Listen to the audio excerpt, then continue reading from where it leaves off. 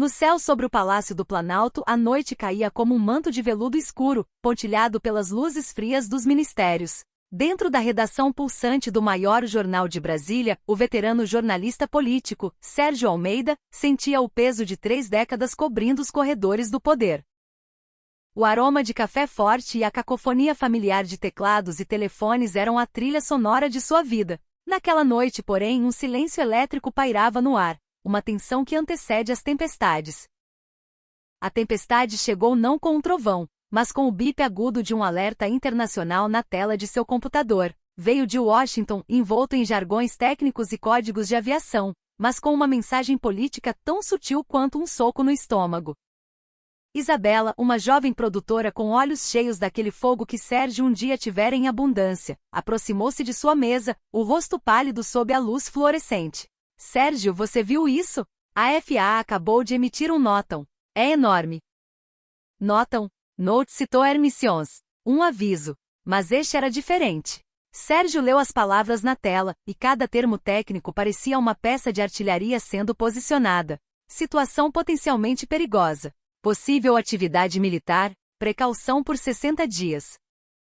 O mapa anexo não deixava dúvidas, uma vasta porção do céu brasileiro e de grande parte da América Latina estava marcada, como se fosse um território contestado. Era uma declaração de vigilância, uma demonstração de força disfarçada de burocracia aeronáutica. Washington, mais uma vez, tentava ditar as regras do jogo em um tabuleiro que não lhe pertencia. Eles estão desenhando uma zona de conflito sobre nós, Isa, disse Sérgio, a voz grave, sem tirar os olhos do monitor. Ele se lembrava de outros tempos, de outras advertências que precederam crises, de navios de guerra americanos visitando a costa e de como a soberania latino-americana era tratada como uma conveniência, não como um direito. A resposta brasileira, no entanto, não tardou, e foi imediata, desafiadora, cortante como aço. Das salas climatizadas do Itamaraty, surgiu uma declaração que ecoou pelas agências de notícias globais. Sérgio assistiu ao vivo, em um dos monitores da redação, o porta-voz do governo, com uma calma calculada, proferir as palavras que definiriam o confronto. Não há impacto algum na aviação civil do Brasil, nem mudanças nas condições de operação do espaço aéreo nacional. Uma frase simples, mas carregada de significado. Era uma mensagem clara: o céu nacional governa-se desde Brasília, não desde a Administração Federal de Aviação dos Estados Unidos. Enquanto isso, do outro lado do hemisfério, o ex-presidente Trump, em um comício inflamado, voltava sua artilharia retórica para o sul. As palavras dele, transmitidas em outra tela, eram um insulto aberto.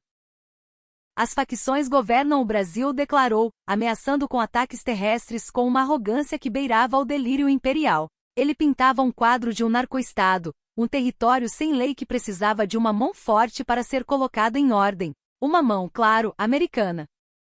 Mas o governo do presidente Lula desmontou esse libreto de intimidação não com retórica, mas com números. Fatos concretos e irrefutáveis que Sérgio começou a digitar furiosamente, sentindo o poder de cada estatística. Eram a munição política de que o Brasil precisava. Uma redução de 50% no tráfico de fentanil através das fronteiras. 320 toneladas de drogas diversas apreendidas em operações das polícias federal e estaduais, um golpe maciço na logística do crime organizado. E o dado mais impressionante, uma queda histórica de 40% nos homicídios dolosos em todo o país. Esses dados, pensou Sérgio enquanto escrevia, não eram apenas estatísticas. Eram a prova viva de que o Brasil, apesar de seus imensos desafios, estava lutando sua própria guerra e obtendo vitórias significativas. Eram a resposta contundente à prepotência aérea e militar que vinha do norte. A pátria grande tinha uma voz, e ela estava prestes a ser ouvida. O Brasil fincou o pé. A advertência que chegou de Washington, com seu verniz técnico, tinha um alvo político cristalino. Ao sugerir possível atividade militar e uma situação potencialmente perigosa por 60 dias sobre os céus do Brasil, da América Central, do Equador e da Colômbia, a FAA não estava apenas emitindo um alerta de segurança.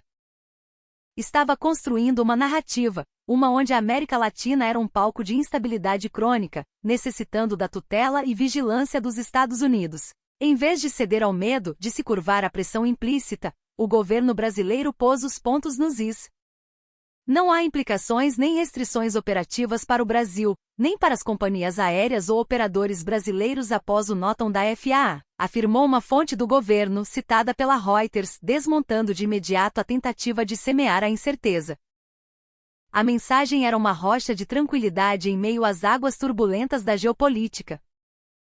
Para as companhias aéreas que cruzavam os céus de Manaus a Porto Alegre, para os operadores que gerenciavam o intenso tráfego aéreo entre Rio de Janeiro e São Paulo, a ordem era clara: as operações continuam normais. O pulso do Brasil não seria alterado por alarmes externos. O que a Administração Federal de Aviação dos Estados Unidos fizera não era trivial. Ao emitir múltiplos avisos de segurança, instando as companhias aéreas a terem precaução ao voar sobre uma vasta área que ia do Caribe ao Pacífico Oriental, alegando o risco de interferência no sinal de GPS, ela pintava o mapa do céu latino-americano de vermelho. Esses não eram simples lembretes técnicos, eram mensagens geopolíticas codificadas. Eram um eco de estratégias passadas, um padrão que Sérgio conhecia bem.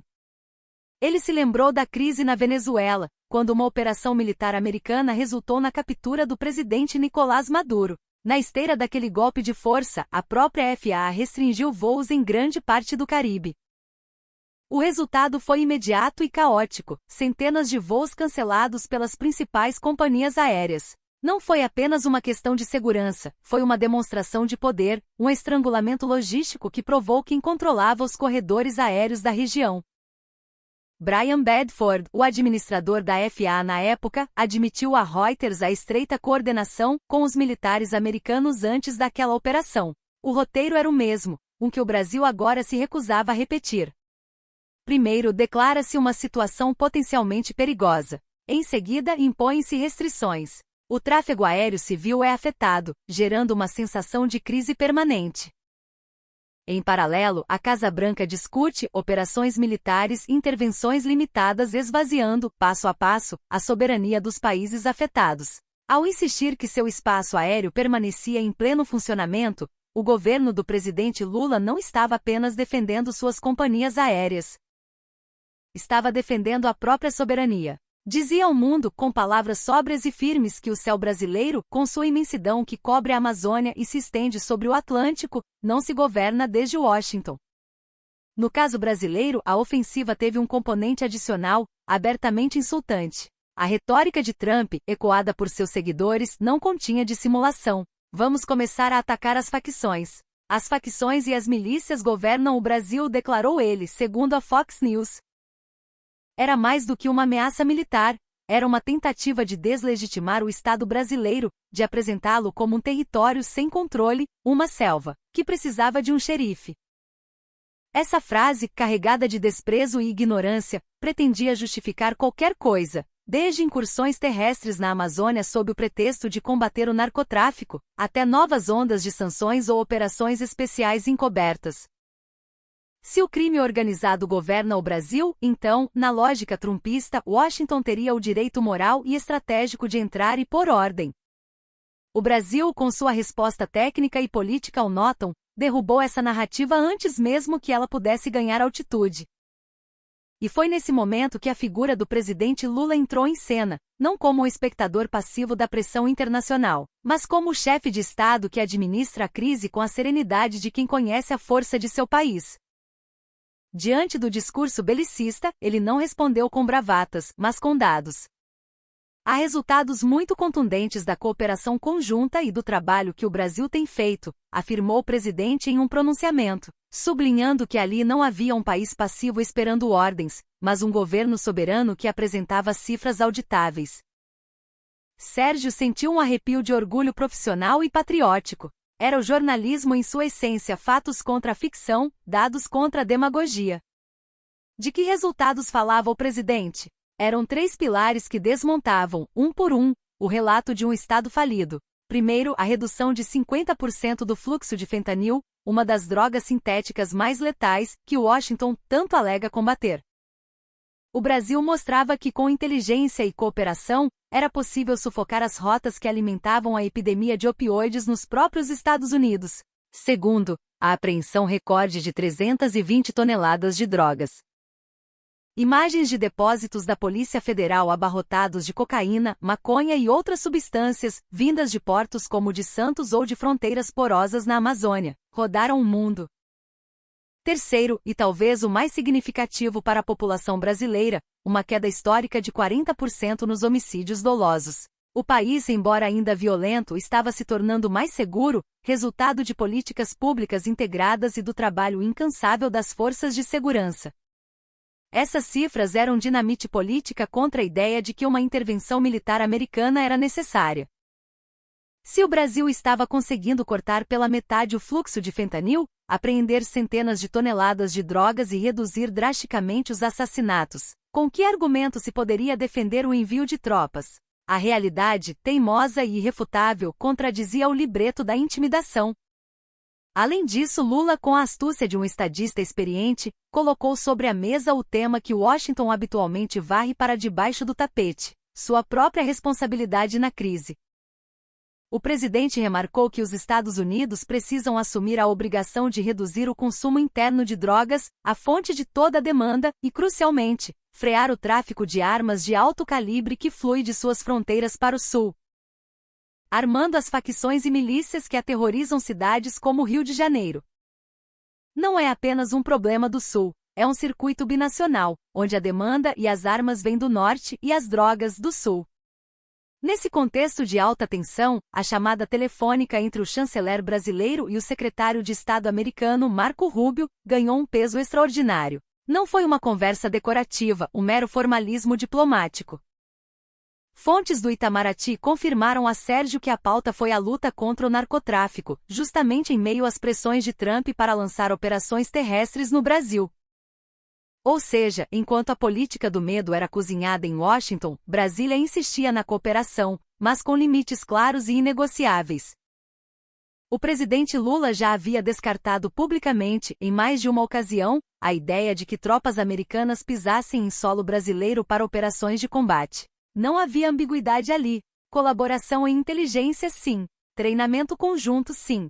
Ocupação militar, não. Essa linha vermelha é precisamente o que incomoda aqueles em Washington que sonham em converter qualquer problema de segurança em uma desculpa para mover soldados para além de suas fronteiras. Por isso, a resposta brasileira ao NOTAM da FA foi tão importante. A mensagem foi dupla, tecnicamente clara e politicamente firme. Reconhecesse o aviso, revisam-se os protocolos de segurança como é praxe, mas deixa-se estabelecido que não há implicações nem restrições operativas para o Brasil. O céu não se fecha porque alguém em Washington decidiu aumentar o volume do alarme. O contraste nas linguagens era gritante. Do lado americano, o discurso se enchia de vaguezas, atividades militares, possível interferência GPS, situação potencialmente perigosa. Não se detalhavam manobras, não se explicavam motivos concretos. Construía-se um clima de apreensão. Do lado brasileiro, em contrapartida, falava-se de operações normais, de continuidade, de dados verificáveis em matéria de segurança. Dois discursos, duas visões de mundo, colidindo frontalmente sobre o continente. O alcance do NOTAM dizia tudo, não se limitava a um ponto específico na fronteira.